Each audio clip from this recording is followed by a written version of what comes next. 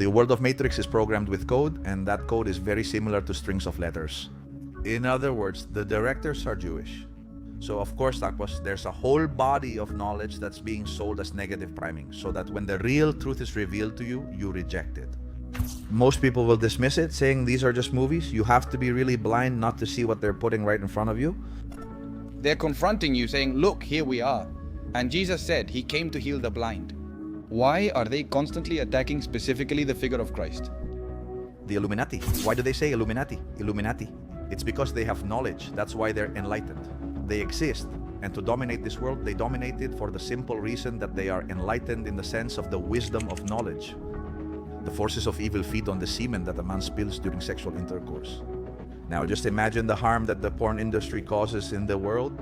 And in Kabbalah, that has a name, it's called Dibuk. Dibuk in Hebrew has the same letters as COVID. For example, what do the forces of evil do when they perform their rituals? They carry out depraved sexual acts that feed whom? The forces of evil that provoke those acts. In the creation of the human being, we have an element called the reptilian brain. It's no coincidence that it's called that. Jews have been expelled from 109 countries. Many people even today point out that this is the cause of numerous problems. It is being promoted by elites who belong to that specific religion.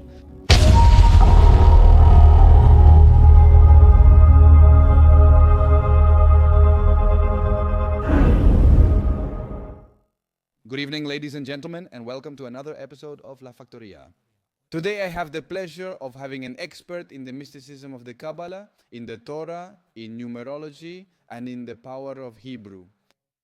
And certainly, I'm not lying or exaggerating when I say that this is one of the shows I've been most excited to do. Raul Duran, how are you? It's a pleasure and thank you for coming to this show. Thank you very much, Jota. Honestly, your invitation was a very pleasant surprise for me, and I'm delighted to be here. Above all, I appreciate you giving me the opportunity to share even a small part of the important knowledge behind the topics we're going to discuss. So I really appreciate that you invited me. No problem. The pleasure is mine, Raul. We're going to divide the first part of this program into sections so the audience has it clear. In the first part, I want people to connect with you a bit. Who are you? How did you come to Kabbalah? What led you to study Hebrew? The power of Hebrew, the mysticism of the Torah.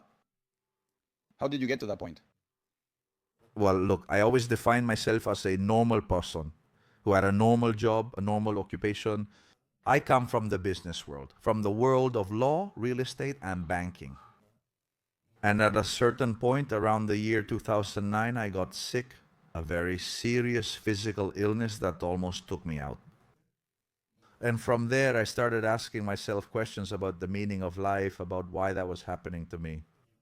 There, I started to ask myself things like whether the illness had any emotional significance for me. Namely, not just falling ill, because the body has some difficulty, but because an unresolved, unprocessed emotion was stuck inside. That's when I started asking myself those kinds of questions. So from that point on, I started studying and training in different disciplines related to this. Family constellations. I discovered Alejandro Jodorowsky, I discovered Antonio Blay, and finally I came across the school of Enrique Corvera, biodecoding and bio-neuroemotion. And there, indeed, I realized that a whole series of knowledge had been gathered, mainly coming from Dr. Hammer at that time. Today, it's no longer like that, but back then it was where, indeed, illness has an emotional origin. That, for me, was, let's say, the starting point a little earlier in my life. It's true that I had already experienced some, let's say, strange, unusual events.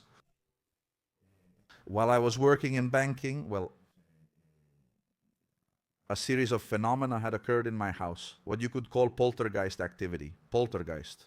A quick side note.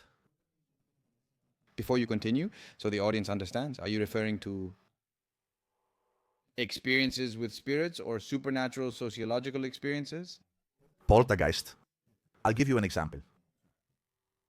You're at home at night, and you hear the sound of a pearl necklace falling onto a glass table, a very distinctive sound. Yes. I'm visualizing it.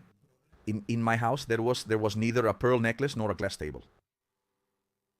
Okay, those kinds of things. Or moving, entire bookshelves full of books, moving from place to place. Really powerful things, right? Later on, there were people who helped me with that because at that time I was completely out of it. I didn't know what was going on. Explaining that would take me a long time. But anyway, since you're asking me where it all comes from and why I'm interested in Kabbalah, why I'm interested in Hebrew, etc., the first quality is curiosity.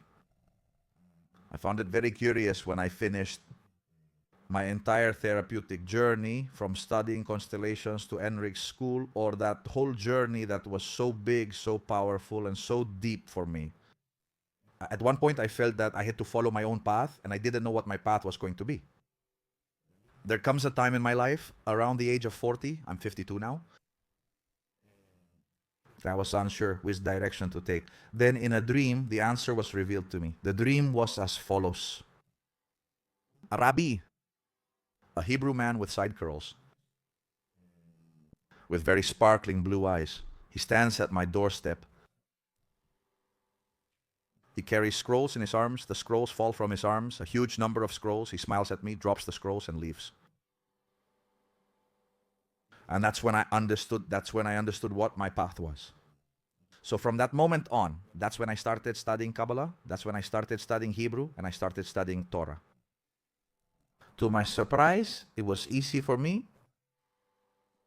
Studying Hebrew came incredibly easy to me. It felt very familiar, and I had no difficulty at all. I passed all my courses at the Hebrew University of Jerusalem with excellent grades. I'm not saying this to brag, I'm just stating it as an anecdotal fact about how easy Hebrew was for me, which isn't normal. The language is difficult due to its hard declensions, reversed writing, and different alphabet. Am I speaking on a grammatical level or a semantic level? And studying Kabbalah and the Kabbalah, as soon as I begin studying the initial classes, I realize that I have already deeply internalized those concepts.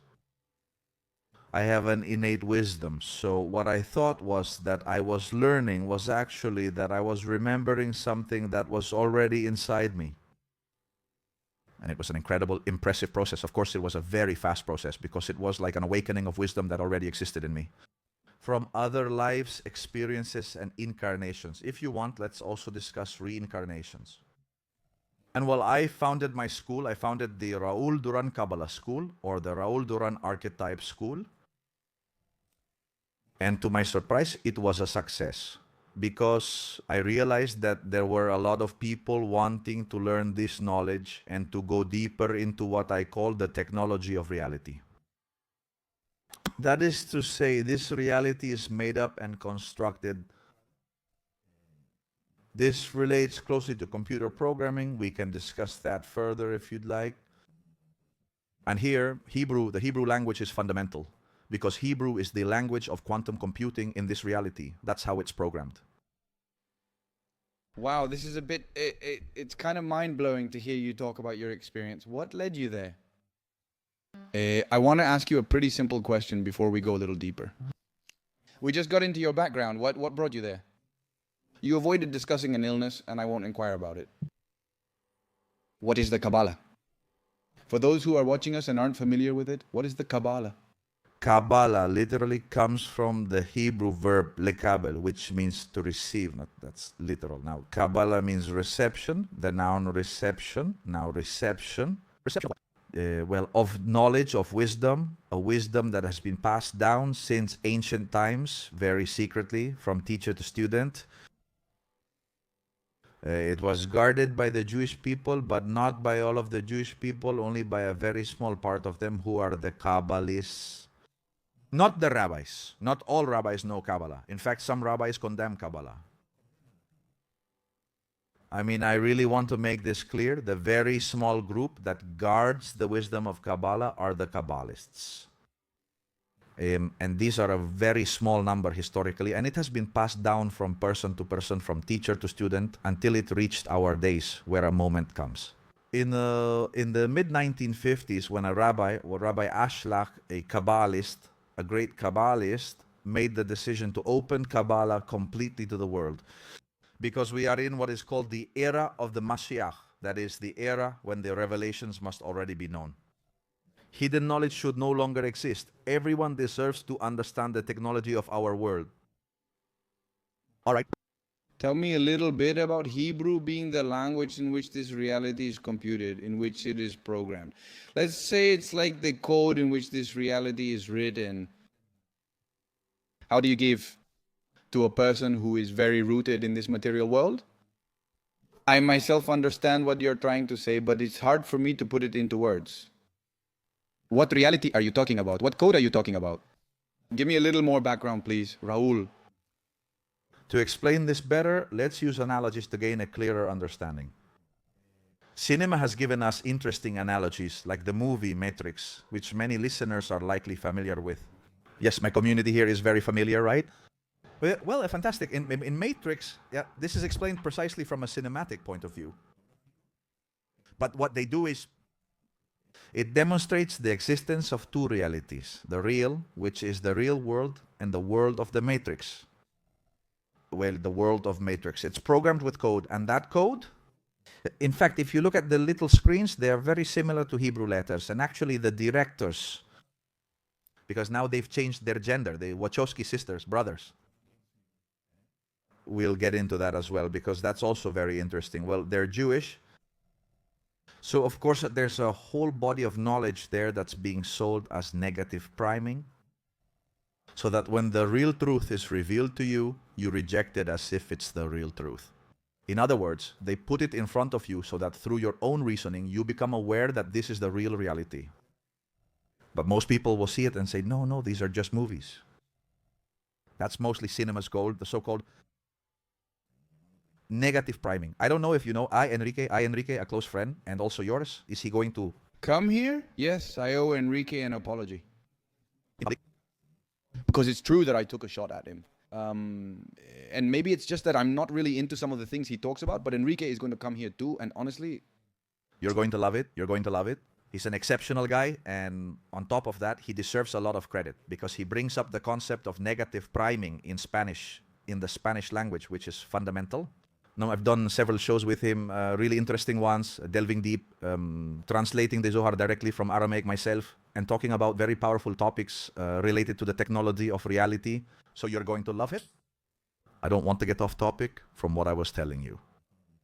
How is it that Hebrew is the computational code of this reality? I gave you the example of the movie Matrix. We have an instruction manual for how this reality is computed. The instruction manual is called the Torah. The Torah, the first 5 books of the Bible, is commonly known worldwide. The Pentateuch, the correct Pentateuch, but in its original language, Hebrew. I don't know if you know, Jota, that the Torah is written on a parchment scroll. It is rolled up and placed in a spot in the synagogue. I want to tell you that it is rolled up and it is placed and kept in the synagogue on parchment. If the scribe who writes the Torah makes any mistake, even in a single letter, or there's a scratch or stain, the Torah is automatically discarded. That parchment is no longer valid. Why? For the simple reason that we're talking about code. If you enter a line of code and make a mistake in a single character, the code is no longer valid. Absolutely. Now this, it has been protected in the form of religious dogma, and if it hadn't been protected that way, in the form of religious dogma. I don't agree with any dogma, but I understand that in order to protect it and bring it to today, sacrifices were made. If we had the analogies to be able to understand what is being talked about, the computer analogy, the computational analogy, it had to be done based on dogma. Because there's no other way to bring that knowledge pure, intact, without changing a single character of the code up to our days. I hope I'm being clear. It's a defeat for the evil forces that want to keep that code secret. Because when you know that code, then you start being able to generate your own events in this world. And that's the purpose of Kabbalah. And to answer your question, what is Kabbalah for? So that you can create your own events in this world, so that your life becomes lighter, so that it becomes easier. Within the word Kabbalah in Hebrew is the word kal. Then what Kabbalists do, is look for words with different meanings within a word. They're using the same letters, but rearranging them, and so on. So, there's the word kala, which means light, easy. So what is Kabbalah? It's something that makes your life easier, lighter, It doesn't mean that tough events won't keep happening to you. Life will keep putting challenges in front of you. Bad moments come uninvited, so don't seek them out. Instead, actively pursue the good moments in life. But when a challenging moment comes your way, you'll be able to go through it in an easier way. Your knowledge helps you understand that everything in this reality has a purpose. In Hebrew, it said everything is for good. Everything is for good, even if it seems bad at first. So Kabbalah serves to, let's say, protect you from bad thoughts that make you fall into discouragement and make you lose faith. That you have a power in the world, but your power is simply the channeling through you of all the energy of the Creator. Because the only purpose of this life is for you to be happy. That is Kabbalah. What an answer, really. This topic greatly interests me. Honestly, the only thing I can think of right now is to ask you this question about everything you just said. And it's the following. When you talk about the matrix and make the comparison, there's a reality, and then there's the fictional world, which is the one those codes create, called the matrix. Isn't this the real world? That's the question I have for you. Isn't this the Reality? A very good question. Look, I'm going to answer you with a section from the Torah that explains it perfectly. It explains it, but coded, and I'm going to decode it here so everyone can understand. And it comes from the original Hebrew. Have you often heard that life is but a dream? As Calderon de la Barca wrote in his play, Life is a Dream. Many authors throughout history have told us that this is actually a dream. In the Torah, it is said that Joseph, the biblical character Joseph, who was the vice pharaoh of Egypt and son of Yaakov, had a dream, and that he was an expert in interpreting dreams. So how does the Torah say it? How does the Hebrew of the Torah say it? It says, Yosef halom, halom, that is, Yosef dreamed a dream. Yosef halom, Yosef dreamed halom, halom, a dream. Well, it would be enough if it just said Yosef dreamed, right? Or Yosef had a dream? No, it says Yosef literally dreamed a dream. Why the redundancy in the Torah? It doesn't waste words. And the answer is that it's a code that means it exists within the soul. Yosef symbolizes the soul, and within the soul exists the capacity to dream. But within the dream, there is another dream. That is, it's a succession of dreams within dreams. Answering your question, is this world real? It's not either. Nothing is real. Everything is a dream within a dream. And the way out, let's say, of that process of dreaming within dreaming, it's only possible through the elevation of consciousness. This will ultimately lead you to integrate into the source, where you'll stop dreaming. The Matrix conveys this message as well. What is the source? The Creator, God, Jesus Christ, Allah, Buddha. Does the religion matter? They all talk about an entity, a force, a creative, organizing energy. That's an intelligence, right? The source is an intelligence. That has the ability of the eternal, that has the ability to do everything and to create everything without any limitations. What the creative intelligence does is that it limits itself. In a movement that the Kabbalists call the Tzimtzum, that is, since the source has no limit, I put an artificial limit on it. In an artificial environment, known as the first artificial environment, or Tzimtzum Aleph, according to Kabbalists. And it withdraws. I create an environment. I withdraw. The Tzimtzum means to withdraw. I withdraw and create a space, and then in that space I generate a reality. But within that reality, I withdraw again and create another reality. Tzimtzum Bet, that is the second Tzimtzum, the second withdrawal. Well, the purpose of the source, the sages say, is to know itself, to recreate itself, to play. That's why the most beautiful thing you can do in this world is to recreate yourself and play. To play at living. Life is a game. Life has a purpose, which is happiness. There's a word I really like, which is happiness.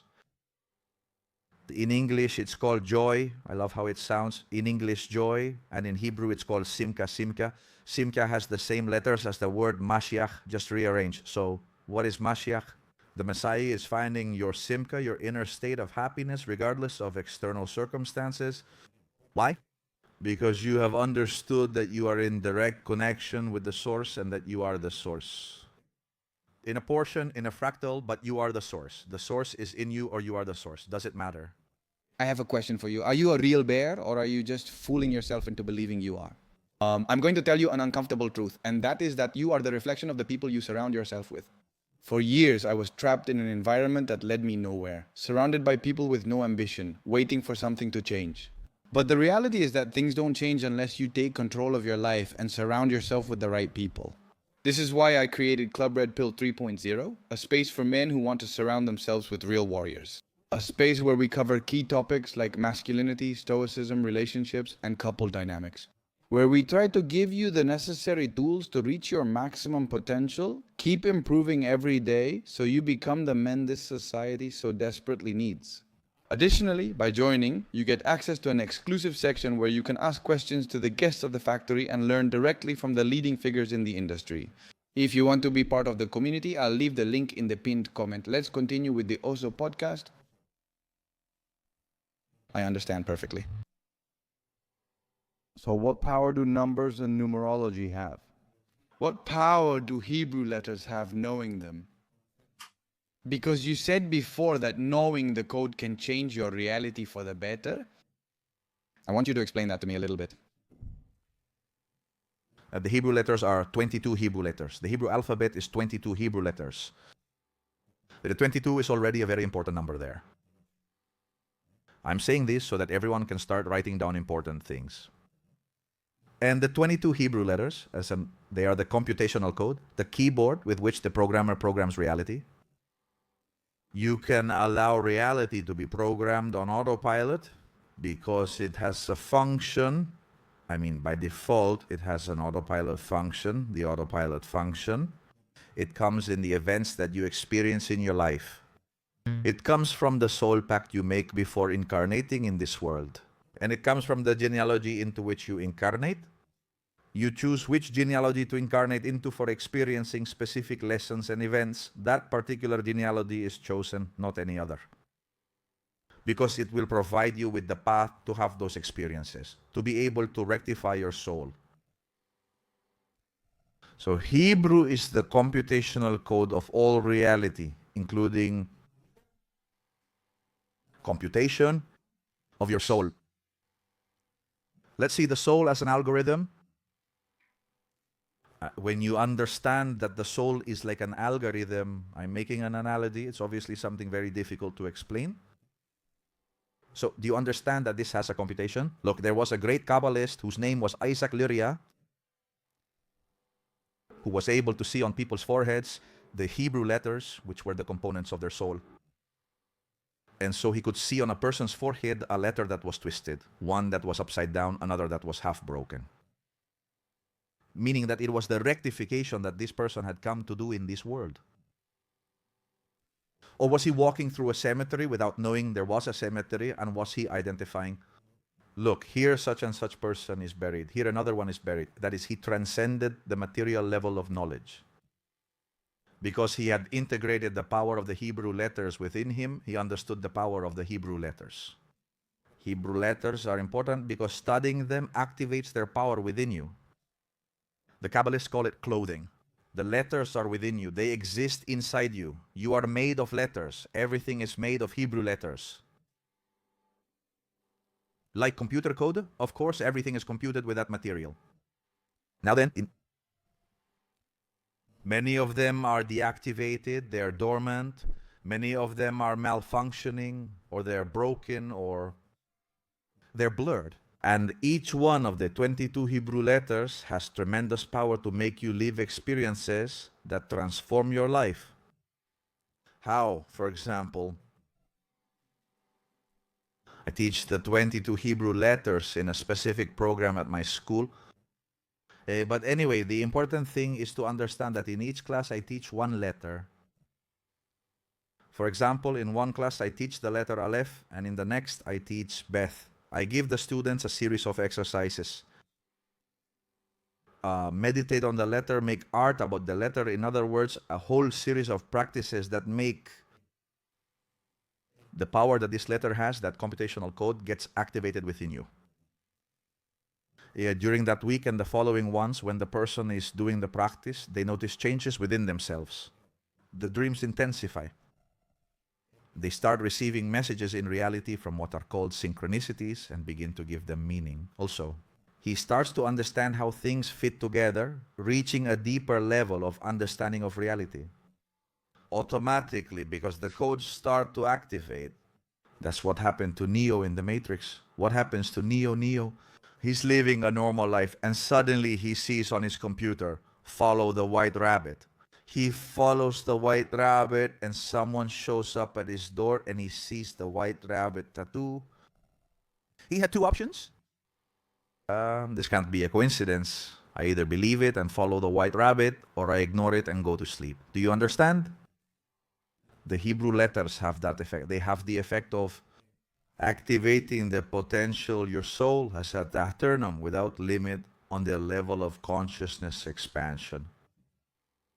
In such a way that you can make this world a Garden of Eden. The concept of the Garden of Eden is not a dimension that can exist outside of this world. On the contrary, it's a dimension that we all have the obligation to make real in this very physical world. To make this world a Garden of Eden. I understand perfectly. There's something you said earlier that's been resonating in my mind. It's that the forces of evil don't want anything about this code to be known. They want to keep the population, let's say, blind. Can you give me a bit more depth on that thought?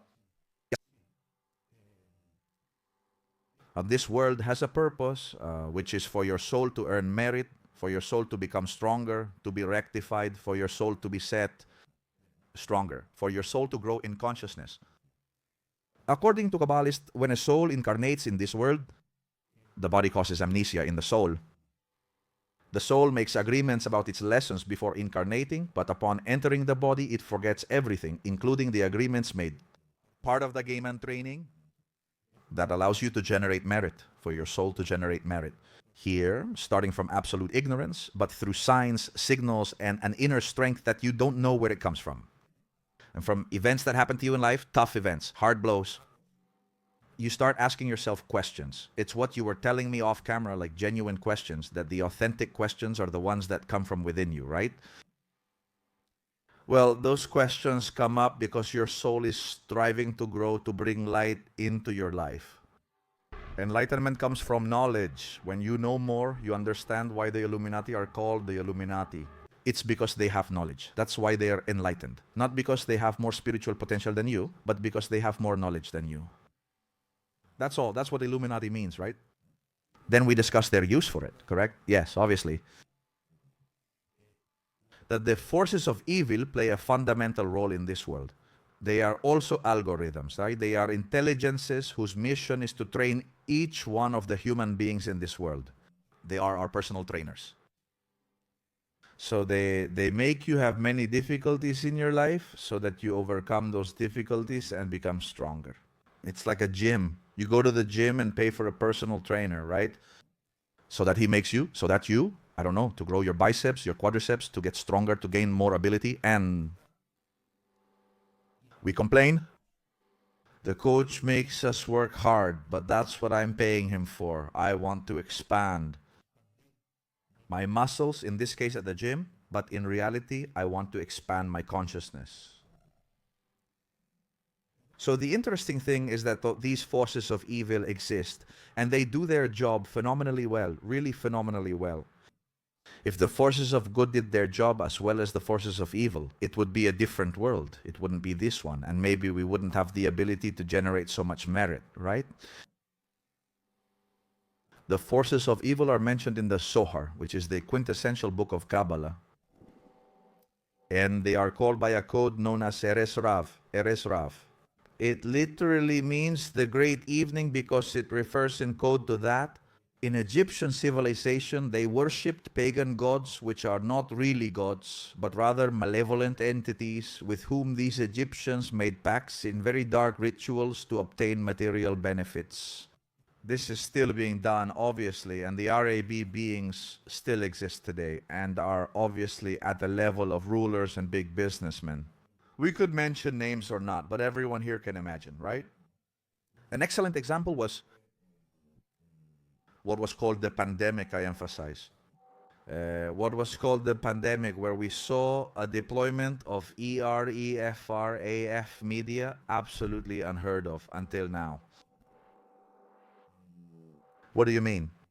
What it means is that we are all under that effect until we start to wake up. But we can't wake up unless we're under that effect.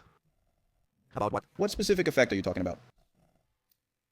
The effect of awakening, the effect of your consciousness emerging as a result of the pressure exerted on it.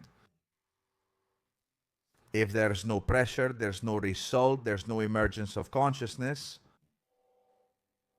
Consciousness arises, it emerges as a result of the mechanism of pressure exerted by pain. If there's no pain, there's no awakening. The Kabbalists say there are only two ways for your consciousness to grow in this world. One is through pain, through hardship. The other is through study. It means that if you study, you save yourself from hardship, you save yourself from suffering. I insist, not because life's events are less challenging, but because your wisdom helps you experience them better. And the other is through hardship. The hardships won't stop coming because this world is plagued by dark forces whose goal is to train your soul to become stronger. The dark forces aren't aware that their goal is to train the soul to become stronger. It's like Smith with Neo. Smith thinks he's just doing his job and doing it well, and all Smith wants is to survive and destroy Neo. But that's because Neo represents the Mashiach. Neo represents your inner Messiah. Messiah is not an external character who comes to save anyone. Messiah is you, it's your soul. By upgrading itself, it manages to reach levels of consciousness where it can literally dodge bullets. I understand myself, Raul. Speaking of these forces of the Evil, are you Rav? Aren't you Rav? Are you Rav? My community, my audience, is very familiar with these forces of evil. How is it that sometimes the forces of good seem so absolutely useless when it comes to fighting these forces of evil? Did you mention the events that happened in 2020? That wild mind programming, that mass experimentation with inoculations that we are not going to mention here because they already took down a show I did with him and I send my regards to him. Why does it seem like this reality is dominated by them? This reality is dominated by them until you exercise your power. Let me explain. Here we get into a very interesting topic, which is how one goes through life and how you have to understand that in the end it's a matter of personal responsibility. How you go through life is fundamental for your spiritual immune system. Absolutely rejects attacks. If you have a strong physical immune system, diseases won't affect you, infections won't affect you, and so on. Viruses, bacteria, what do I know? The spiritual world operates similarly. A soul with a robust immune system and no cracks is well protected. What the Kabbalists call, if your house doesn't have any cracks, thieves can't come in to steal anything from you. How are the cracks in the house created? How are the fissures of the soul created? Well, with certain behaviors that make the forces of evil feed more and more and become stronger and stronger. And I'm going to talk here about something that is rarely discussed because it's very specialized knowledge, but I want to reveal it here, and which the masters of Kabbalah talk about. For example, the forces of evil feed on the seed that a man throws away, the semen that a man discards during sexual intercourse. the semen that goes to the ground, to the trash, to a condom, or to any place other than the woman's womb, which is its proper place. That feeds the forces of evil, which are invisible, which the eye cannot see. But if they feed on that, they become stronger. That is written in the Zohar. That's an example. Can you give me more examples? Now, just imagine all the harm that the porn industry causes in the world. With what I just explained to you, that's an example. Immediately, if people had the wisdom, because they have studied what needs to be studied, they would never again think of practicing sexuality in that way. All right? Another example on a bad mouth, speaking badly, criticizing, saying bad words. We have been given a mouth, the Kabbalists say, only to spread wisdom, awaken consciousness, and give blessings. That's what the mouth should be used for, to nourish us. If I'm talking about the time of articulated language, to nourish us, obviously, of course. But the mouth, the whole set of the mouth, the teeth, the tongue, the entire vocal apparatus, the only purpose it should have is to emulate the Creator. In other words, to be a giver, but a giver of what? Of blessings, of good words, of good wishes, of fruitful agreements that do good in the world of dissemination, like you do and like so many others do. I frequently use profanity. Sometimes, well, but here we are learning things, and it's very interesting because the same thing happened to me. I have had to educate myself so that in my life I only have blessings. And I can assure you that it works. When you begin to experience sexuality properly and grasp its significance, you gain awareness. And they practice sexuality in a sacred way. Notice that one of the forces of evil. The ERE-RAF are 5 types. One of the types of ERE-RAF has as its objective. You don't practice sacred sexuality. These are what are called those who destroyed the temple. The temple of Jerusalem, according to history, has been destroyed twice. Well, that's a metaphor. The temple is actually the soul. That's the temple. The temple that was destroyed means that the soul has cracks. Why? Because it has been short-circuited. Why? Because there has been bad behavior. Why are the forces of evil infinitely more powerful than the forces of good? Here, most people are ignorant because they don't know how to conduct themselves in life of these rules. Therefore, they're at the mercy, like dry leaves carried by the wind, to whatever those forces of evil want to do. And the worst part is that most of those people fiercely defend those who manipulate them.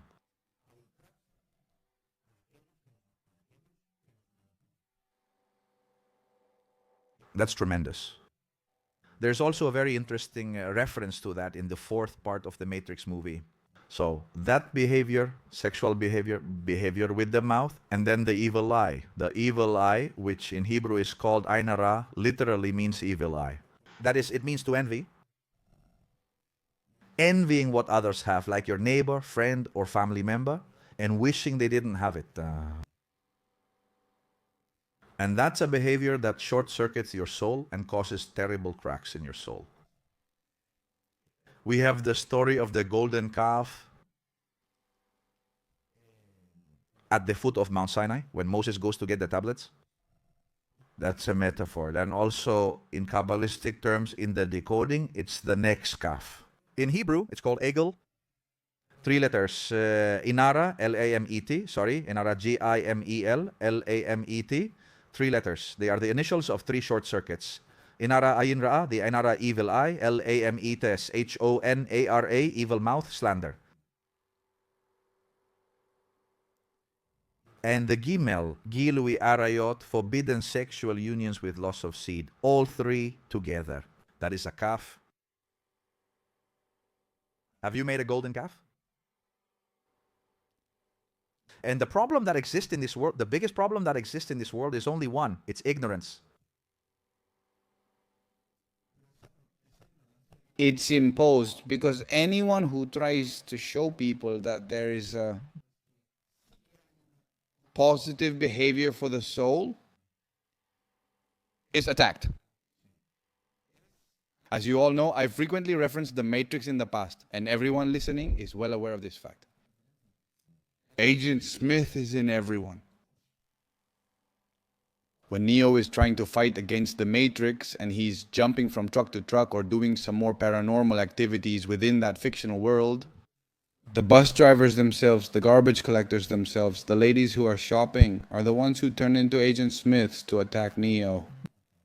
I compare this to people. We'll discuss 2020 again today. When someone dared to say this inoculation doesn't work, it's all a lie to experiment on you. Ribonucleic acid and so on. The people who heard that information would turn into an Agent Smith and call you a conspiracy-denying nutcase. Are you dangerous? Are you crazy? How can you not believe what the mass manipulation media says? What do you think about this?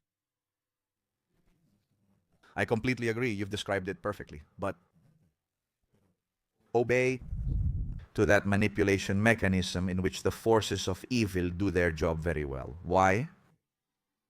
Because of spiritual weakness of the majority of the population who are susceptible to becoming bots at the service of those forces just have to press a manipulative button. When I say the button, it's symbolic, a symbolic button of manipulation. They blow the horn and the rest start running.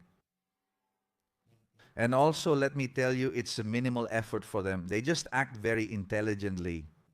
You only need a big loudspeaker or several big loudspeakers to give the order, blow the horn, and everyone obeys without question. I always explain that in a conflict or in any situation, you always have to take both sides into account. I've experienced it many times, and it's probably happened to you too. Most people only listen to one side of the story and ignore the rest. And that's a huge error in judgment because it turns you into a puppet at the mercy of whoever is manipulating you at the moment. What does it do to your will? It makes you lose your will and lets him do whatever he wants to do with you. He uses you like a bot. I don't know if you remember in the Matrix movie, in the fourth one, how they already invented bots, where the programmer basically possesses the bodies of the people who self-immolate, who throw themselves off buildings, who are used as human weapons. And that in Kabbalah has a name that's called Dibuk. Dibuk in Hebrew, it has the same letters as COVID, but reversed. And that's how they sacrifice themselves. That's how they self-immolated. But they didn't self-immolate on the material plane. They self-immolated on the plane of consciousness. Because really, when you blindly believe in the shepherd's speech, and that shepherd wants to kill sheep, if you are a sheep and you believe in the shepherd's speech, you will do whatever the shepherd tells you. But what if you're a black sheep? Like in the case of many, then you don't listen to what the shepherd says because you realize he's leading you to the slaughterhouse. And what happened here is simply that it was necessary for people to have that confrontation.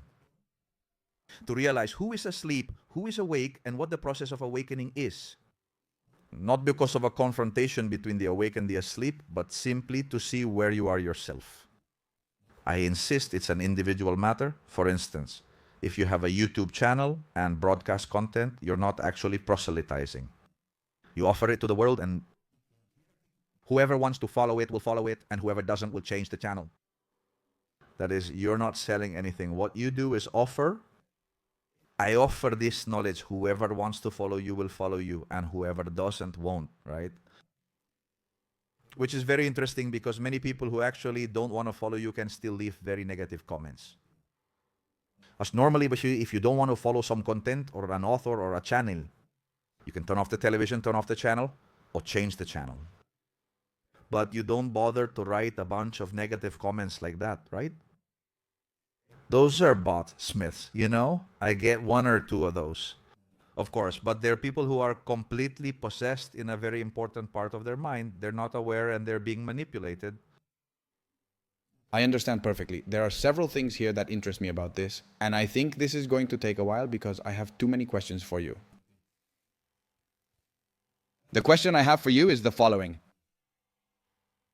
Going back to the topic of the source and the EREFRAD, I don't know if I'm pronouncing it. Right, perfectly. The goal of these agents of evil, of these EREFRAD, that at the end of the day can infiltrate the big corporations and that these large corporations control all governments. I mean, it's to move away from the source, exactly. Exactly, to keep the spark of the source that dwells in you away from the original source. Why? And it has a very important function because the moment you get too close to the source, you merge with the source and then the game is over for you. And maybe then you haven't had time yet to generate merit or to grow in consciousness. So the goal is to move away from the source, to keep yourself away from the source with ignorance so that you don't merge with the source. That's why the Kabbalists teach that the goal of the forces of evil is to be transformed into good themselves. The goal of the forces of evil is to be overcome, but not just to be defeated or vanquished, but to be transformed. The goal of darkness is to be transformed into light. All the forces of darkness, the 5 that are named in the Zohar, have the sole purpose of being transformed into light. How can that be achieved? Well, through the expansion of consciousness of each of the souls that are incarnated here in this world, in this era, precisely, not in previous eras, in this one. Era. I have a question. Do you think that in other eras, people had less knowledge of mathematics and science, but they were closer to the source? Of course, in the past 6 millennia, right? The Kabbalists teach and the Torah teaches. In the book of Genesis, Bereshit, it states that the world was created in 6 days, and on the 7th day, rest. But this is a metaphor to help us understand, as the Psalms say, that each one of those days, that each one has 1,000 years, and therefore we would be talking about 7,000 earthly years, just so we understand each other. Right now, we are in the year 5,700 and something, which means in the Jewish calendar, which means that we are already there, which would be on Shabbat, on Saturday, if you count the days of that creation. We are approaching the end of the game. And that's why it's in this era and not in any other where the highest level of spiritual consciousness in all of history is reached. All of history is 6,000 years and not one more. That's what the Kabbalists of this game say. I mean, the dinosaurs. All of that belongs to previous editions of the video game of this game. Yes, whether they existed or not. Did they exist? They existed. But I don't know if you've seen the series Westworld. Imagine there's a scenario where the programmer has left remnants of previous programming to save time, to save resources. Because ultimately, what every entrepreneur and every programmer wants is to save resources. So remnants are left behind and they show up there. But the game is 6,000 years and not one more, 6,000 years, then 1,000 years of peace. And then it starts again. He can start a different game again, but not this one. How do you explain that? It honestly blows my mind a bit. I mean, if that's what the Torah explains and what the Kabbalah explains, it's something that for me makes more sense to experience personally than to try to convince someone of anything. I just present what the Kabbalah teaches. But what's interesting is how you internalize whatever is useful to you from what I say to help yourself grow emotionally and spiritually. I always explain, don't believe me. Experience it for yourself. It's a good phrase. No, I don't need anyone to believe me. I don't need anyone to believe me. Because also they can put you on a pedestal or stab you with needles, just the same, with the same ease. Flattery weakens you. And the insult often gets magnified because it makes you generate more inner strength. For me, the most important thing is the practical application. That is to experience it. Meditate, study, and behave better in your daily life. Then share the results you observe. Yes, I follow the rules mentioned. It's all about taking action and seeing the results you achieve. The Talmud says, between doing and not doing, always do. Do. There's something that really catches my attention. The 5 types of Erez Rav, the 5 types of evil entities. What are they? Can you elaborate on them a little bit for me? What is their function? How do they differ from each other? Look, they are intelligences that each one, as you said, has its own function. First of all, there are the Nephilim. They are mentioned in the Zohar. Nephilim literally means the fallen ones.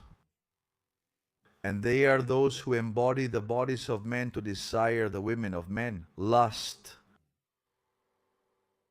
Lust, that is unrestrained sex.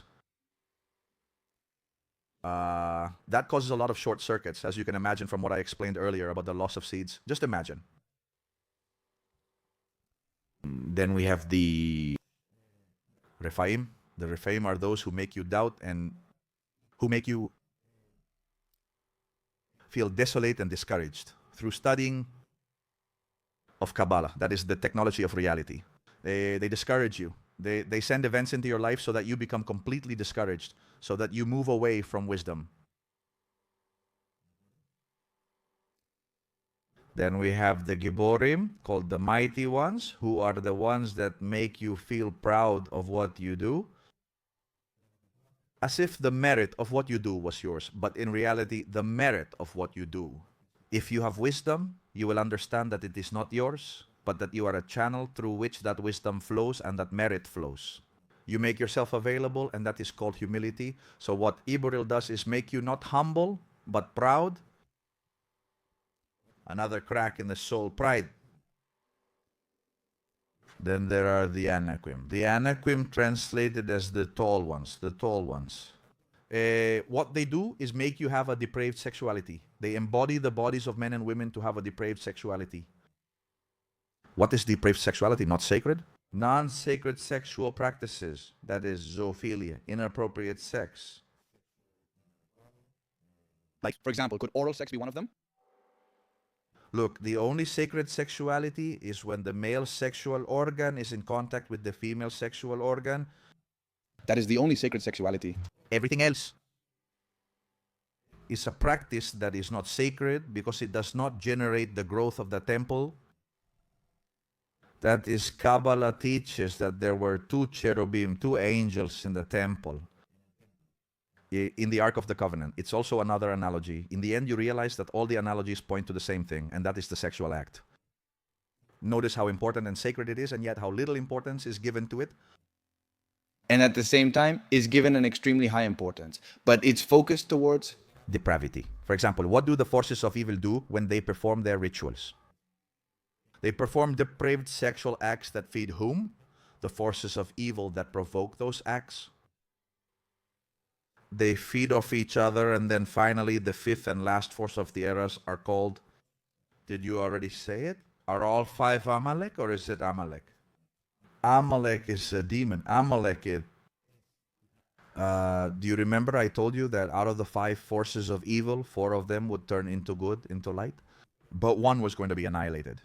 The only one that will be annihilated will be Amalek. Annihilated, erased from the face of the earth. And Amalek is the one who sows in you doubt. Amalek has the same numerology, gematria in Hebrew, as the word Safek, which means doubt. In Hebrew, words with identical numerology are considered interchangeable and equivalent. So Amalek, doubt, makes you doubt about your projects, your potential, the good things you have to offer the world. It makes you doubt whether the decision you're about to make is good or not. It makes you doubt. It makes you have gossip. It makes you speak ill, and it makes you give the evil eye. That is Amalek, who will be annihilated. The remaining forces of evil will be transformed. As you mentioned, the forces of evil, like Agent Smith, reside within you. Totally. Everything you've written, they are evil entities that I have to fight constantly, every day. Kota, every day. Yes, it's not that they're outsiders. I mean, we suffer mental attacks every day. We have to remember that 99% of our thoughts are not our own, especially if they're negative. Negative thoughts are not ours. They're a constant bombardment from the forces of evil to make you stumble, to make you fall. The Kabbalists say don't open the door of your house to just anyone. That is, don't open the doors of your soul to just any energy. And you decide who you let into your house and who you don't. That is your power. And I mean this because of what I mentioned earlier about thoughts that aren't yours, the bombardment of negative thoughts. It's very interesting now. The number of new antennas they've installed since 2020, and those antennas have a very powerful function in this regard.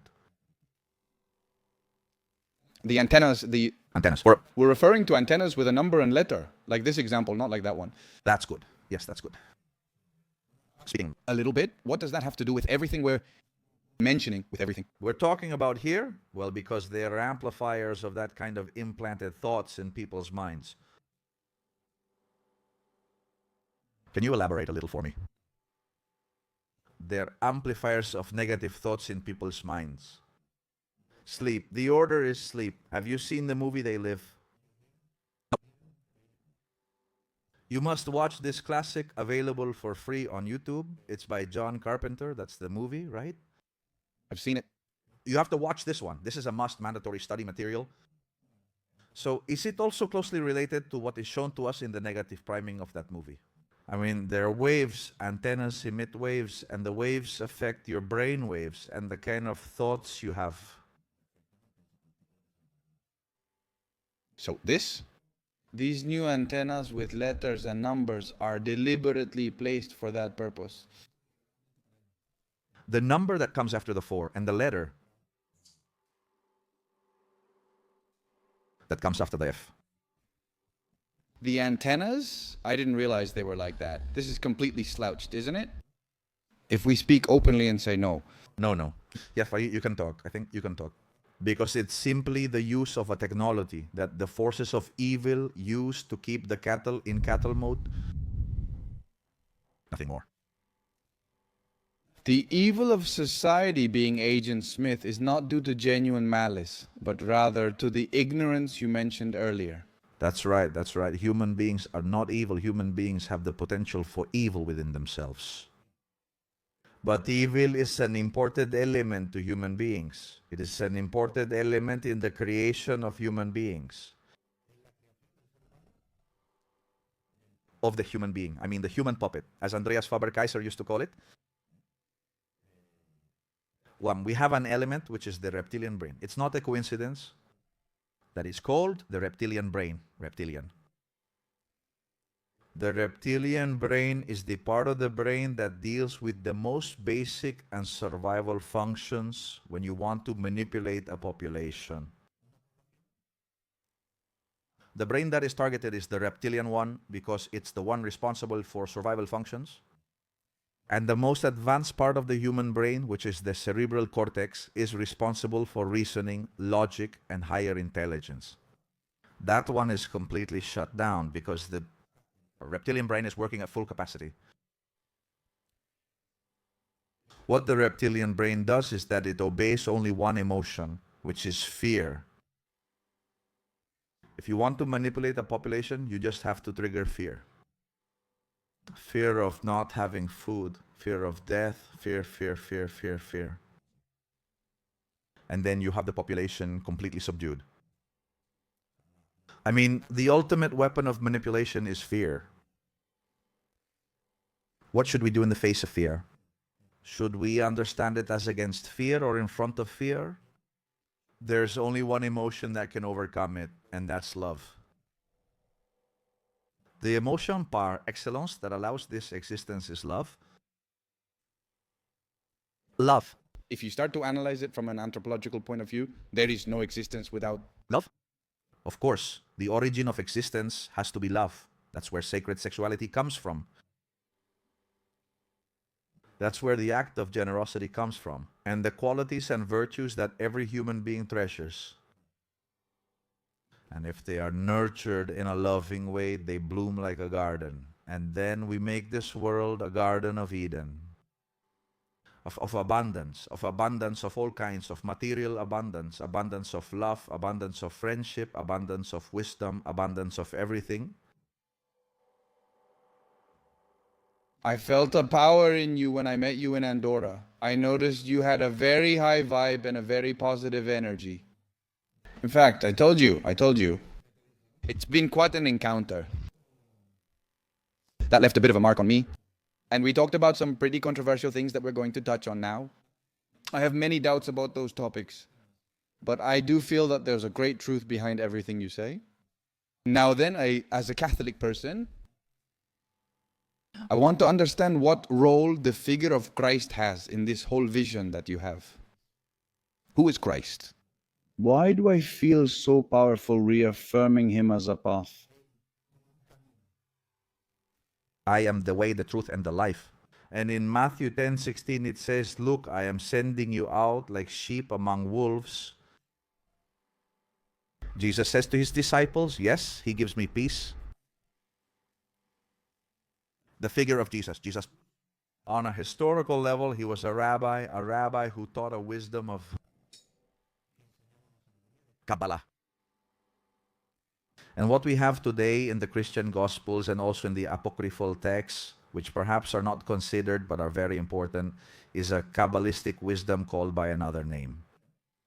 I grew up attending Catholic school for 14 years, studying with the Marist brothers, so I'm very familiar with the experience. What we're talking about.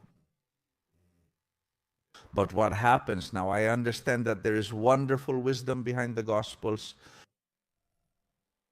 because they are such profound teachings that they belong to what is called perennial wisdom. That is the wisdom that is actually present in all cultures. In the Aztec, in the Maya, in the Toltec, in Chinese wisdom, in Japanese wisdom, in all the peoples of the world, they have a deep spiritual wisdom whose only goal is to nourish the soul so that the soul takes control over the physical. That is the goal. But, for example, speaking of the Aztecs, you previously said that the Egyptians worshipped. I don't want to forget about Christ. I'll make a note. Okay, no. With all due respect, I'd like to challenge what you just said a bit, just to understand. The Aztecs, for example, were a civilization that had human sacrifice as a norm, totally. That is, can the soul be elevated through evil? Not at all, because I'm convinced. And listen, many Mexicans might think whatever they want. The pre-Columbian cultures were quite far from that elevation of the soul, from that search to get closer to the source through love. Yes, I think that, for example, Catholicism does have that. And listen, I'm not denying that within the church, like any institution made up of human beings, there is a lot of evil inside. But when you read the gospel, you see that the main message is love, which I think doesn't contradict anything you're telling me here or what Christ taught. On the other hand, I do see, in contrast, the pre-Columbian cultures in America, and I think, damn, they were closer to the Mesopotamians and the Egyptians. With the Anunnaki, with the sacrifices, I see them more as worshippers from before the evil, because to the pre-Columbian cultures you're referring to, though they are that part which is known through the history we've been told. What hasn't been told to us is the other part. That there were wise men, let's say Kabbalists, also within those cultures who secretly taught a wisdom of elevation and love. All right. All right. Do you see a good answer? I wasn't aware of that. I'm referring to what's common. Look, I was visiting this summer. Well, this summer I wasn't in Mexico, but in February and March I was there for almost a month. I visited the pyramids and I visited Monte Alban, which is in Oaxaca. And I was there visiting with my partner, and right away I saw what that architectural complex was about, which is a bit impersonal, actually quite cold, really quite, and it was an industrial slaughterhouse for human beings, industrial. Yes, 100%. You're talking about Chichen Itza, right? I'm talking about Monte Alban in this case. Monte Alban, sorry. But well, Monte Alban is huge. I mean, it also has, and that's what I felt there. What I felt there was human sacrifice, blood, demonic forces. That's right. Raul, I want to talk to you about a very important topic. We've talked a lot about the Hebrew letters. Now, numerology. How are we programmed through numbers? I'll refer to Enrique, whom I'm currently in contact with via WhatsApp. I don't know if you're aware because you told me we're friends too, so I imagine you've talked to him about coming here, right? I haven't mentioned it to him, but I'm going to tell him as soon as I leave from here. He blew my mind in the podcast he did with Pedro on Worldcast when he talked about the final of the World Cup. at the 33rd second, not in the 3rd minute. I think it's the 33rd second, which is a number I want you to explain to me a little better. It appeared in the final stadium, the teams that were going to play the final and the one that won the final was a little bit closer to the stadium. If you don't believe me, play the 33rd second of the Qatar World Cup song. Argentina and France were close to winning the World Cup, a feat not achieved by other teams. This is quite revealing. Why the number 33? Why do they show us these things so openly? What's the intention behind it? I mean, I love Enrique, but I still don't quite see the point. I'm always looking for the reason behind things, the foundation, the root cause. It's hard for me to understand why they're showing me this. What's the explanation? Well, it does have meaning. Enrique, I could explain it to you very well, but I'm going to explain it to you from 2 points of view. From the point of view of negative priming and from the point of view of the Kabbalah of the quantum coding of reality. From the point of view of negative priming, the number 33 symbolizes the apex of the pyramidal system on which it is built. The mental prison in which we live, in the Kabbalah, has a name called Egypt. In the Bible, Egypt and Israel are not separate countries you can easily travel between by plane. They are closely connected geographically. Two states of consciousness. Egypt is a state of consciousness and Israel is another state of consciousness. In Hebrew, Egypt is called Mitzrayim, derived from the root itzar, meaning closed in or narrow. Thus, Egypt symbolizes an imprisoned, confined consciousness. Israel in Hebrew can be read as Yashar, the one who goes directly to him. They are two completely opposite states of consciousness, but they are not countries. They are not countries. In Kabbalah, they are not countries. In the literal story, it seems like a tale that tells you that the people of Israel left Egypt, and it tells it to you like a story. If you stick to the story, that's okay, but don't delve further into the secret. Understood? Is that everything? Coded. What Kabbalah teaches you are the codes to decode the story and grasp the soul's conditions. So, Egypt and Israel are two completely different states of consciousness. A prison and freedom from prison because you are in contact with higher levels of your own soul. It's very important to understand this because most people believe that life has no meaning and life has the meaning that we were referring to. Or before generating a merit, but to generate a merit, you have to start from the lowest point to reach the highest. And does it have more merit? The one who starts from the lowest point and reaches the highest has much more merit than the one who starts from the middle or from the top and reaches the highest. I completely agree, exactly. And that's the story of the patriarch Jacob. Jacob is the story of a journey of the soul because Jacob comes from the Hebrew word, which means heel. So from the heel, which is the lowest part of the body, as a metaphor, you ascend in consciousness to the highest part of the body, the head. And how? And what name did God give to Yaakov when he fought against the angel and defeated him? He named him Israel, changed his name. That's where the name change comes from, along with the change in consciousness. The name change from Yaakov to Israel is significant because Israel can also be interpreted as Roshli, meaning my head. So you go from the heel to the head, from Yaakov to Israel. That is the path of enlightenment. Were you talking about the Illuminati earlier? Are they enlightened? Who are they enlightened by? I mean, who do they serve? And above all, there are a lot of people who don't believe they exist. They do exist, they exist. They rule this world, they rule it for the simple reason that they are enlightened. In the sense of wisdom, of knowledge. They have the knowledge, they have Kabbalistic knowledge, absolutely. They have Kabbalistic knowledge. Kabbalistic in the sense of the wisdom to understand the technology of reality. They know the technology of reality perfectly. They use that technology for their own purposes. Think of an instruction manual for an operating system and think about how you want to use that operating system. You can use it for some things, you can use it for others. Think of a surgeon's scalpel. You can use it to save a life, or you can use it to kill someone. So it's not the instrument. It's the will behind the instrument, the hand that holds the instrument. So This instrument, let's say, which is mostly being used by the forces of evil. The forces of evil are not external demons, but rather people who have those EREFRAF, let's say, within themselves. Can we mention any? If you want Bill Gates? does the system for incorporating those forces of evil work like that? The moment you incarnate in the world, you already carry a backpack that you inherit because you chose to inherit it to generate merit from your genealogy. So you will have a natural tendency to make certain mistakes, certain improper behaviors. That's human, but what is divine is the ability you have to overcome that. Your intelligence and your elevation of consciousness. Free will, you could call it. Now let's go with that.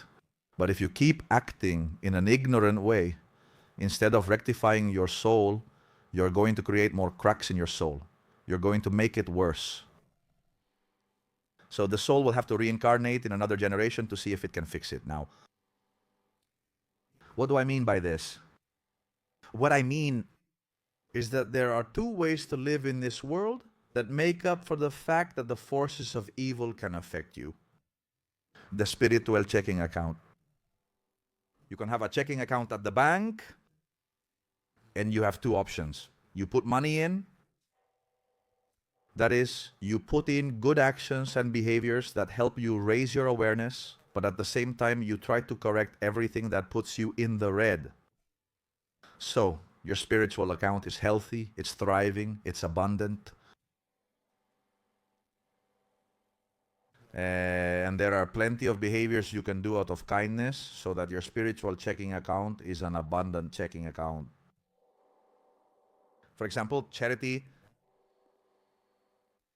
For example, acts of kindness. For example, spreading wisdom. Can you imagine the merit it has among the Kabbalists? And it is written in the Zohar that the main function of man in this world is to spread Kabbalah. Hold on. The main function of man in this world is to spread the knowledge of technology of this reality. To spread that whether they watch you or not, or tune into your channel, you spread the message. Perfectly. Raul, I also have a question for you. I've seen your content and there's something that really caught my attention. The 72 names of God, what is that about? Can you explain it to me a little? And do they work? Look, there is a part of the Torah in the book of Exodus where the 72 names of God are secretly encoded. That part of the Torah where the 72 names of God are encoded. It's the story of how the people of Israel, led by Moses, crossed the Red Sea. That episode where the waters open and the people of Israel crossed the Red Sea on dry land. That's the episode of the story, on a literal level, on a movie level, on a narrative level. Now, what the Kabbalists do is study the secret, the Sot, as it's called in Hebrew. And the secret is that there are 3 verses from Exodus that have exactly 72 letters each, and they are consecutive verses, in which it is encoded in very advanced cryptography, the combination of how the 72 names of God are composed. And that was revealed in the 1st century by Rabbi Shimon Bar Yochai in his work, the Zohar. Rabbi Shimon Bar Yochai. What he did was study the Torah, and he received the revelation, because that knowledge can only be received through revelation. Where exactly were the 72 names of God, and how were they supposed to be composed? And they are composed as follows. There are 3 verses, one below the other, each with 72 letters. And then you take the first letter of the first verse, the last letter of the second verse, and the first letter of the third verse in a braided pattern. And there you have the first name, Bad Hebad. Second letter of the first verse, second to last letter of the second, second of the third, and there you have the second name of God, Yud Lamed Yud, and so on until all 72. That's how they're formed. Now you take each one of them, which are 72, precise formulas for nourishment of the soul according to what you need in your life. For example, the name. If you have a strong financial need in your life because you're going through a tough time, then there is a specific name that helps you receive financial blessing, which is Samej, Aleph Lamed, the 45th name of God. So what you do with that name is you meditate on it, you contemplate the letters. If you don't know how to meditate, you scan it. From right to left, as Hebrew is read. It depends on the need you have in life. If you need to reset your life for a new beginning, you meditate. The number 1 name, Vav Hevav, etc. If you have physical problems, call 72. Mem Vav Final Mem, etc. And why is this great complex of names encoded in the book of Exodus? Specifically in the story of the parting of the Red Sea. Because the parting of the Red Sea is a symbol of how miracles can be generated. That is, of rising above the laws of physics. Neo in the Matrix jumping over trucks in this world. And for that, the 72 names of God. They are precise formulas for how to rise above material laws, above physical laws, for how to break physical laws. With metaphysical laws that are above the physical ones. Perfect, Raul. Can it be said that the Torah is a revelation from the source of God or a metaphysical programming?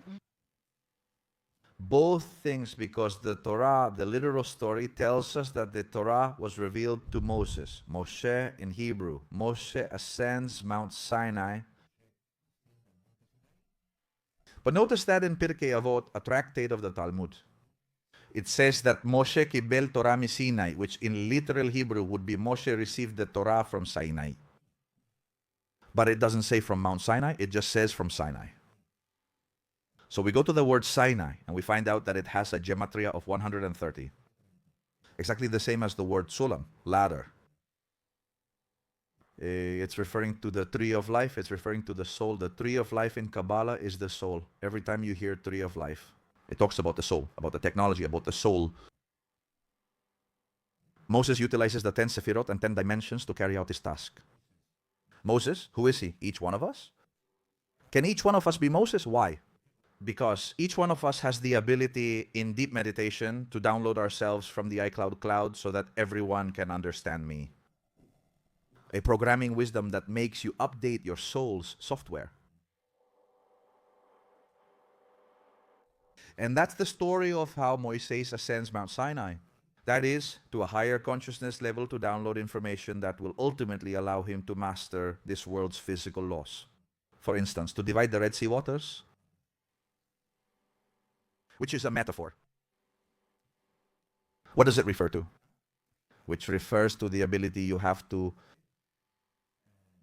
open a space between the dimensions of your soul. The water represents the dimensions. I mean, it didn't really happen. It didn't really happen. And of course, if it did happen, it doesn't matter.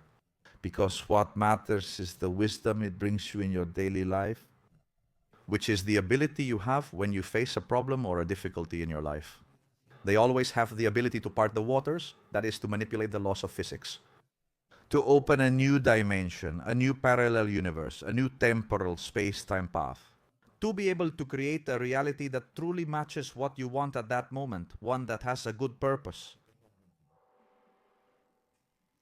Raul, at the beginning of the show, I didn't want to ask you, but I think it's time now. You said that when you had your illness, you started to reflect on the possible causes, the possible roots of that illness. Was it some kind of emotional imbalance? right? Correct me if I'm wrong. Is that so? Do you think illnesses are caused by imbalances? Or that illnesses are able to heal by having this kind of knowledge? That's a tough question. Yes, like illnesses, the so-called disease, are actually a learning process. Illness has only one purpose, which is to teach you where you are being incoherent in your life. Incoherent in your life, which means that you are not thinking, feeling, and doing the same thing, but rather you are thinking one thing, feeling another, and doing the opposite.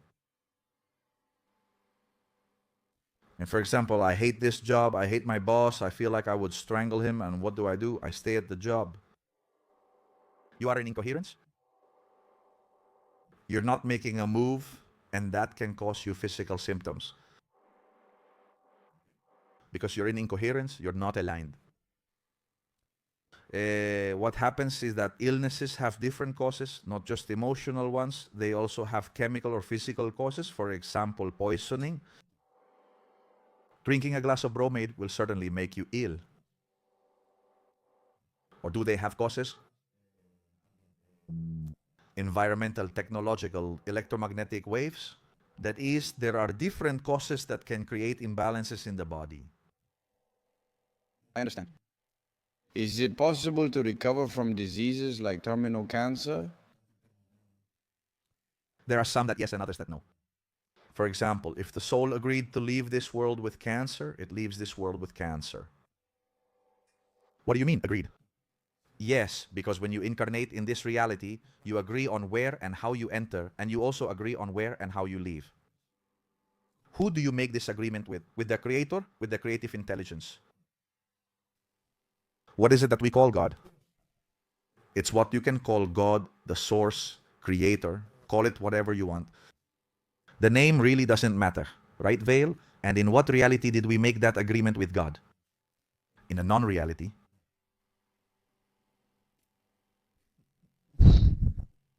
Damn, this is it. Let's see, I love this conversation, but I try to understand things, and I think that's kind of my mistake. There are things you just can't understand. We have a problem, which is language. Our language is space-time based and refers to the 3 dimensions and the time in which we live. And to refer to realities that transcend space and time, you can't use a language that belongs to space and time. So we have a problem, exactly. That's why expanding language is expanding knowledge. This is why Hebrew has many functions that expand consciousness as they transcend space-time reality. For example, gematria. The numerical value gives you leaps of consciousness. For example, temura, or the permutation of letters within a word and the discovery of new meanings, gives you a leap of consciousness. That's why Kabbalists sit for hours making permutations of letters within words or doing gematria, numerology of letters, and looking for equivalent words. Because that makes them generate new dimensions of themselves. I understand, Raul. Let's return to discussing Christ, despite your previous request not to. You didn't want to leave aside? Yes, you were asking me about Christ within Catholicism, who, of course, is the, let's say, primary figure. Well, Christ is actually an archetype. We have, let's say, 2 interesting elements here. One is Jesus and the other is Christ. And there comes a moment when Jesus becomes Jesus Christ or Christ Jesus Christ, but at first Jesus is Jesus of Nazareth. Of course, he is a human being who incarnates, who is born, who grows up, and who begins his ministry at the age of 30 and leaves this world at 33. Yes. Dead on the cross, exactly. He was killed by the Pharisees, the Jews of that time, along with the Romans. Well, it was, let's see, Pontius didn't want to kill him. Pontius said, I find no fault in this man.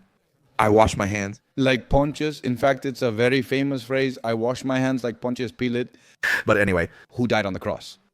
And listen, I had an interesting debate with a Muslim who denies the crucifixion of Christ. It's like, look, I'm not interested in history. I've already realized that I don't care much about history. History matters to the Kabbalists only insofar as it holds the secret. I'm interested in the secret, but of course the secret has to come in a vessel. That's the history. But I'm not interested in the vessel. I'm not interested in the vessel. I'm interested in the content. Am I making myself clear? Yes, perfectly. The vessel for that is beautiful, right? Yes, it is. So both Jesus and Christ are two states of consciousness of the human being.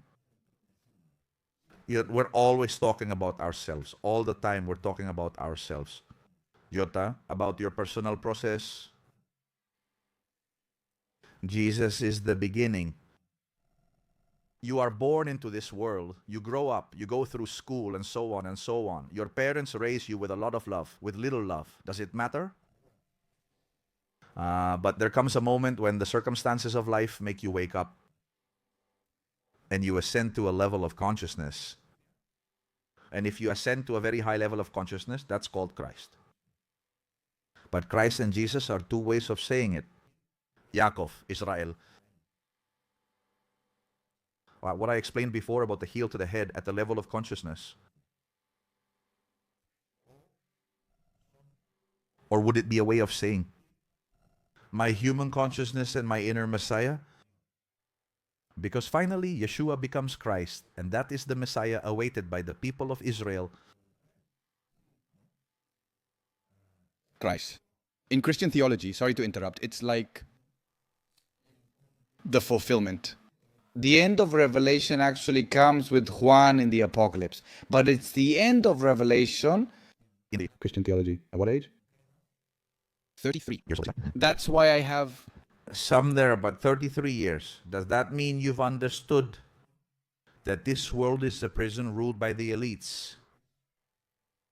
Called the 33? And the Kabbalistic meaning has to do with the Hebrew letters Gimel and Lamed, which have a of 33. That Gal refers to the wheel of reincarnations.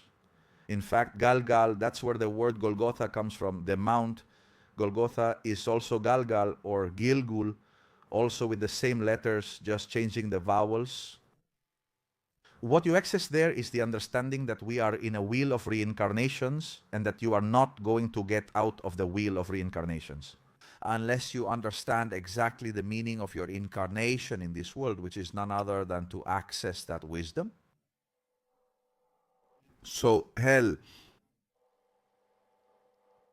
is really this world. Hell is this world ruled by the forces of evil, and paradise is this world. When you make your soul rule over your body and over all the physical laws. So the figure of Christ. Can Christ be a channel to bring you closer to the source? Is Christ an archetype? A very powerful psychological archetype to motivate you to keep going. His example of life, his example of kindness, his example of generosity, of forgiveness of so many things. I mean, Who wouldn't agree? About the sword against those whom Christians often forget, that Christ also came to bring a sword? There's a secret code here that needs explaining. Please explain it to me.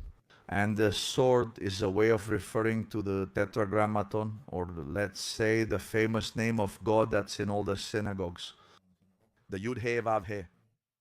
If you're familiar with the tree of life, which refers to the soul, you can add something later to illustrate it if you want. In other words, what Christ came to bring when he said, I brought the sword, means I brought the strength of the soul. That's what he was referring to. And the strength of the soul knocks everything down. It knocks down the physical laws. That is, it knocks down the material. That's why the merchants in the temple are defeated. The soul's strength diminishes the interest in material things as an end in itself.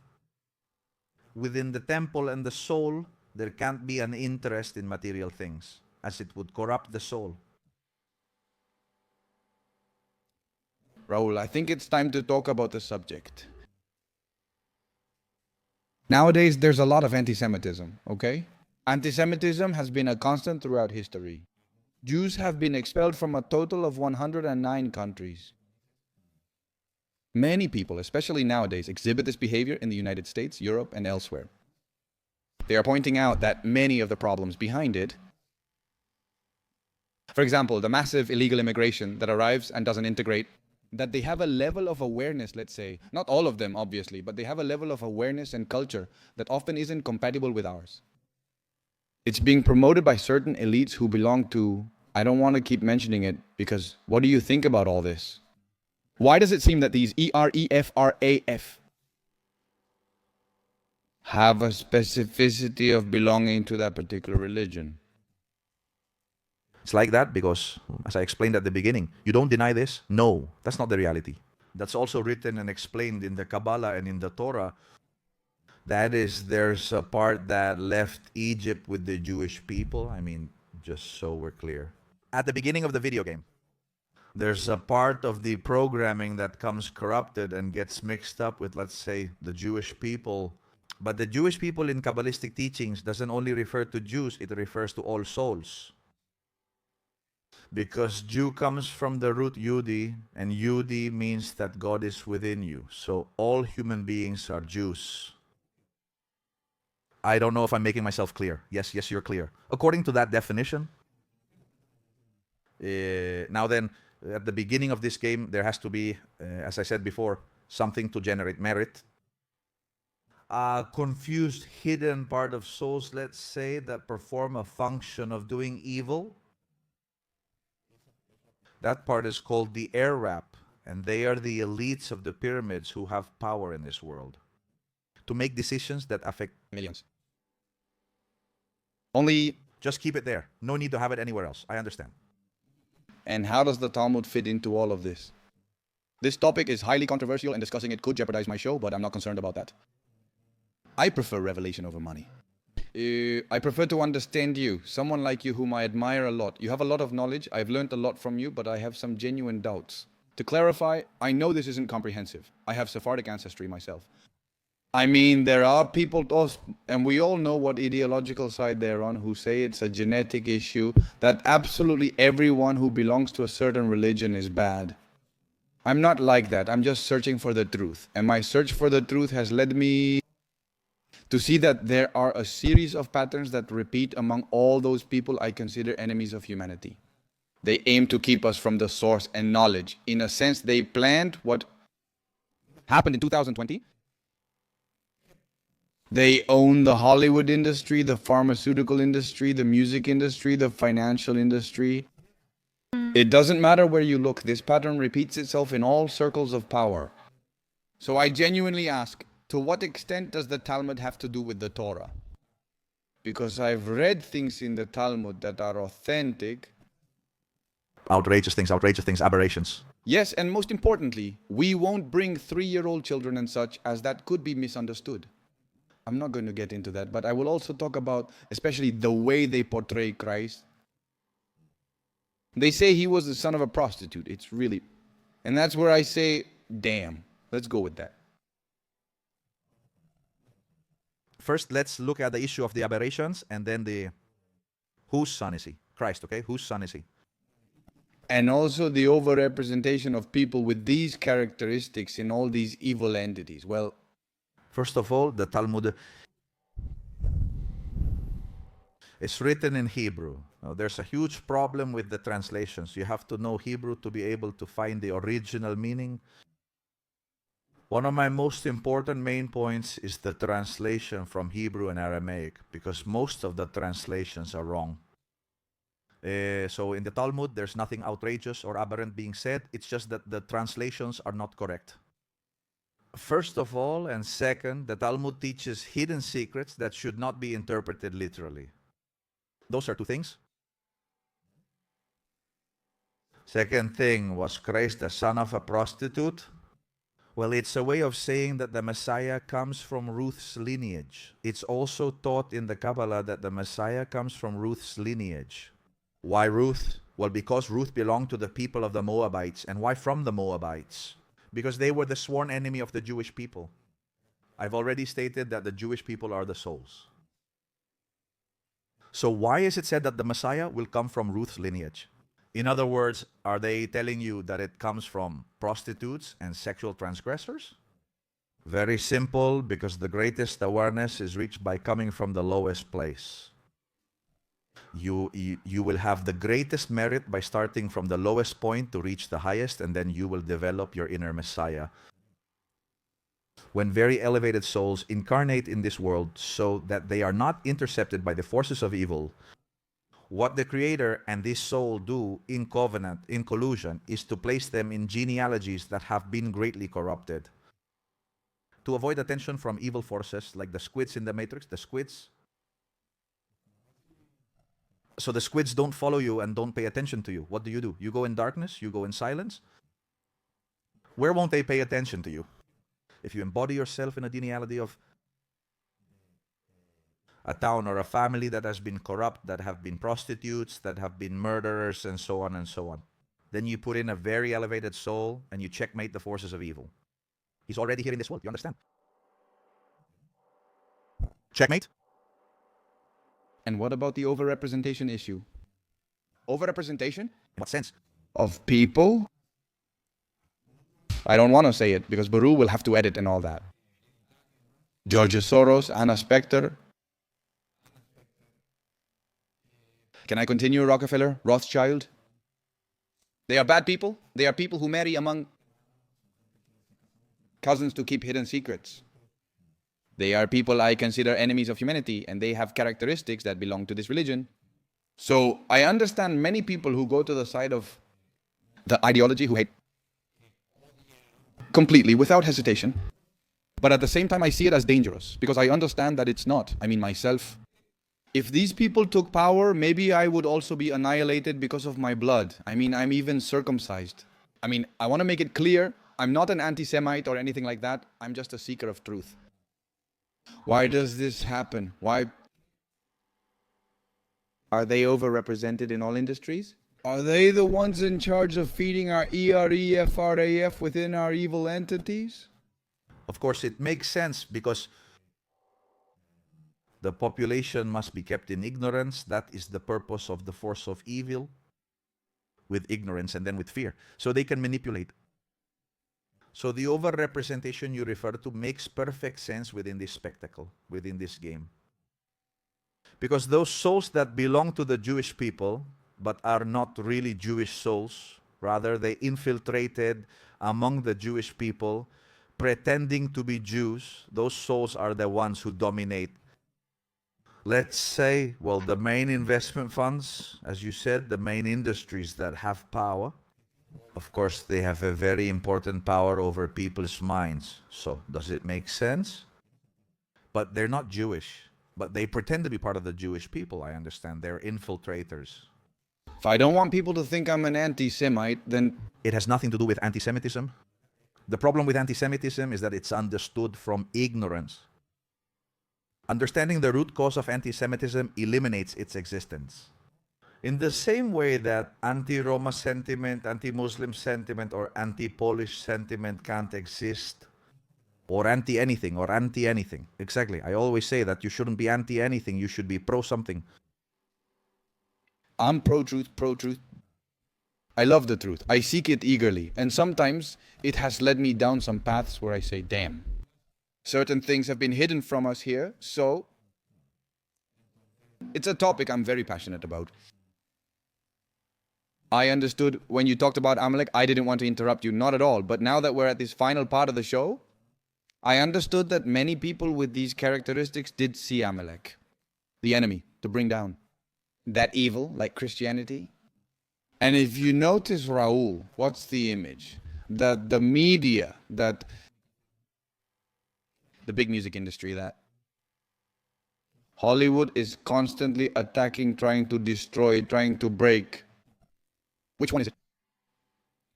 I'm going to give you a practical example. I think everyone will understand it. The last Eurovision Song Contest. Yes, that's it. The last Eurovision Song Contest. I was with my family watching it over dinner. I never watch it, but it just happened. And someone put it on, played 3 or 4 songs, and one of them was the one from Austria. When I saw Austria's performance, I said, this one will win Eurovision. Because of the show they put on. I didn't See it, I don't see it. It all seems to me a satanic ritual, terrible, because of the information it was showing, because of the symbolism it displayed. He says the song was absolute, no longer about Austria, but if it's about the song, 4 or 5, I say I don't need to see anymore. Well, why? Because I was doing it? What was the symbolism? I just didn't see it. Well, symbolism, there wasn't even symbolism. Is it out in the open now? Yes, it is. The truth is, it was so shameless. It's obvious, even to a child. I want people to observe it and form their own opinions.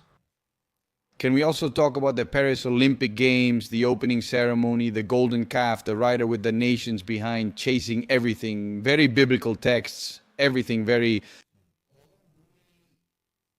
anti. The source is that we are talking, you and I. We're not on the same level of consciousness since our premises differ on certain matters. But I think we are quite united in the sense that we see something obvious. And it's that lack of spirituality in people. When we talk about these things, it seems like we're crazy. It seems like we're completely out of touch with reality and that they're at it again. And you'd have to be blind not to see what's being put right in front of you. They're telling you directly to your face, this is where we stand. And Jesus said he came to heal the blind. So we're ultimately discussing the same thing. What cures blindness? Spiritual blindness. Wisdom. Wisdom cures spiritual blindness. There's nothing else. Absolutely, gentlemen, study everything. Everyone study. And a question, Raul, why do I go back a little to what I said before? Why are they constantly attacking specifically the figure of Christ? Because it is a very powerful archetype of spiritual growth. It is a very powerful archetype, very ingrained. It is very internalized historically. The term Christianity is derived from the word Christ and extends beyond just Catholicism to encompass all followers of Christ's teachings. So it is so ingrained, it generates so much inner strength, it feeds so much the faith and inner strength of people that it is convenient to undermine that inner strength. Don't they attack Mohammed? Why don't they attack Buddha? Yes, they do attack, but Not with the same intensity, not the same bombardment. I can spend half an hour, now if we eat together or whatever, I can spend half an hour showing you music videos and boom and bam and bam. And it's one after another, it's one after another. because the power that figure has worldwide, in terms of population, in terms of the number of people, has much more influence than Buddhism or Allah or whatever. Yes, because look, That Buddhism, Islam, and all of them do not deny Christ as a path. On the other hand, Christ does say, I am the way, the truth, and the life, and no one comes to the Father except through me. So that's where I think that's why they attack him so much, because the rest doesn't invalidate Christ, but the attack. is a symptom of the strength of the one who is attacked. I agree. So, You are systematically attacked to make you give up and discourage you from your path. I am systematically attacked to make me give up from my path, which will never happen under any circumstances. As long as I am in this world, I will follow my path, and I am clear that the one who sustains and to whom I owe everything is the Creator. And I am here to spread the wisdom that elevates people's consciousness. That is my mission in the world. I am very clear about that. To me, you have elevated it, of course, Raul. I am delighted to have had this conversation. To finish, I want to ask you one last question. Which one? Do you think this is the end of this game? Since this is the end of the show, I want to ask you a question about the ending. How is this going to end? We're on Shabbat, you said? right? In the cosmic Shabbat, that's right. In the cosmic Shabbat, what will happen in the Sunday, what will happen on the last of the days? On the final day, lasting a millennium, there will be 1,000 years of peace and prosperity. The text is incomplete. Written so. It is the individual task of each one of us to find that spiritual awakening, that awakening of consciousness, to make that Sunday possible. There is no other way. The only path is individual. It's a different thing. Is that through your individual path, you offer it to the world. And there are people who are inspired by your individual path. But the path is individual, non-transferable, and deeply personal. And are there many people who won't enjoy that Sunday then if they don't do that work? Obviously. But we have to be happy for the people who will be there. Raul. It has been an absolute pleasure doing this show. Really. Gentlemen, let me tell you something. Raul, do you want to say something to the audience before we finish? Well, it has been a pleasure, Jay Redfield's audience, to be here, and I'm delighted, and well, I felt very comfortable, very at ease. I love that there are I love that you have a channel where there's such absolute freedom of expression, where you can talk about absolutely anything, and especially about these kinds of topics, about which, well, I think there's a real need for more exposure, and I think you're doing a great job recording this podcast. So congratulations, and congratulations to everyone who's listening to us. Gentlemen, see you in the next episode of La Factoria. Until then.